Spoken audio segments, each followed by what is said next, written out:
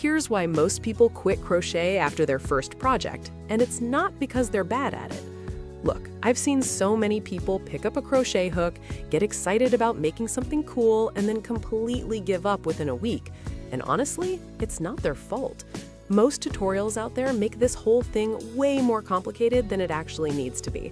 They throw fancy terms at you, expect you to know what a yarn over means, and somehow assume you can read their minds through a screen. It's ridiculous.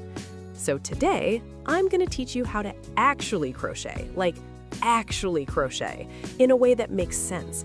No confusing jargon at the start, no assuming you know anything, and definitely no skipping the important parts. Just real, simple instructions that'll have you making something by the end of this video.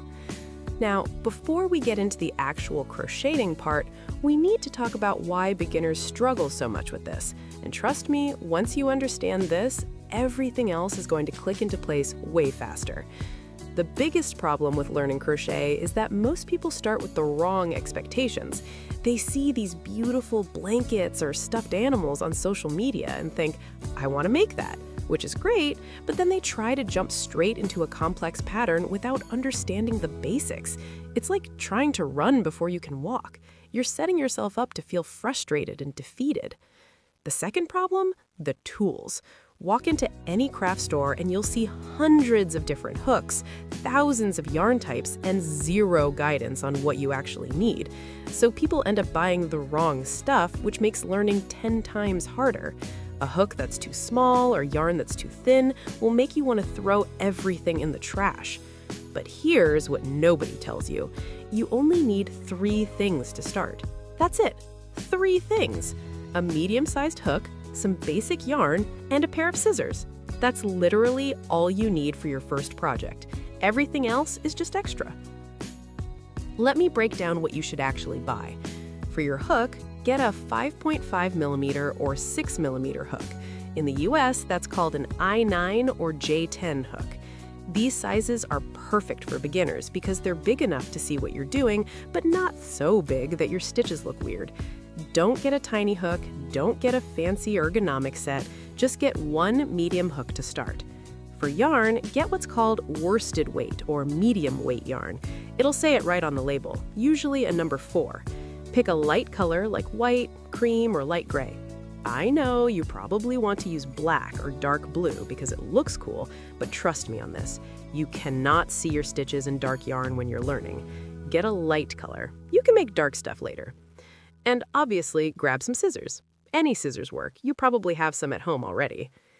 Now let's talk about holding the hook, because this is where a lot of people mess up right away and don't even realize it. There are 2 main ways to hold a crochet hook, like a pencil or like a knife.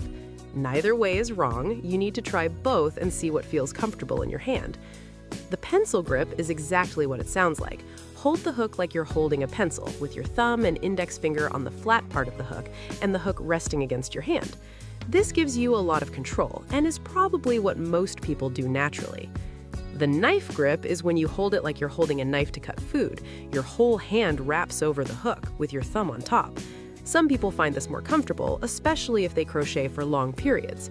Try both right now if you have a hook. Hold it like a pencil, now hold it like a knife.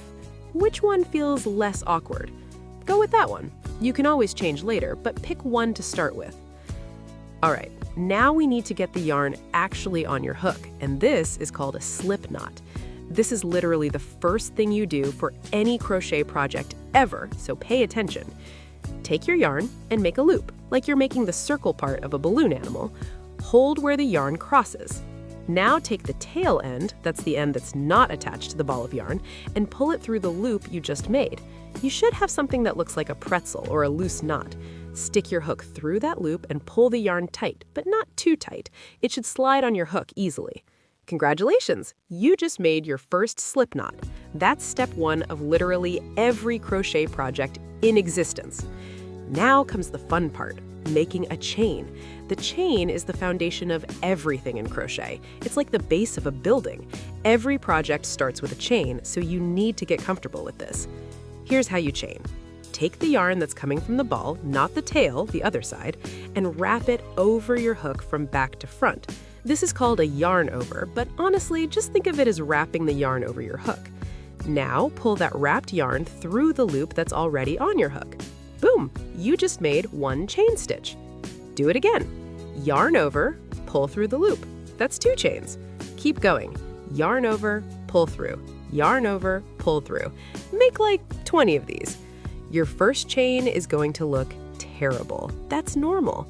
Some stitches will be tight, some will be loose, it'll be twisted and weird. That's what everyone's first chain looks like.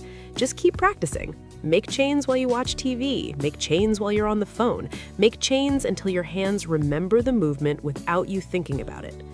One thing that helps a lot is control your tension. That means how tight you're holding the yarn. If you hold it too tight, your stitches will be tiny and hard to work with. Too loose, they'll be floppy and uneven. You want to hold the yarn firmly, but not strangling it. Here's how to hold your yarn for good tension. Take the yarn coming from the ball and weave it through your fingers on your non-hook hand.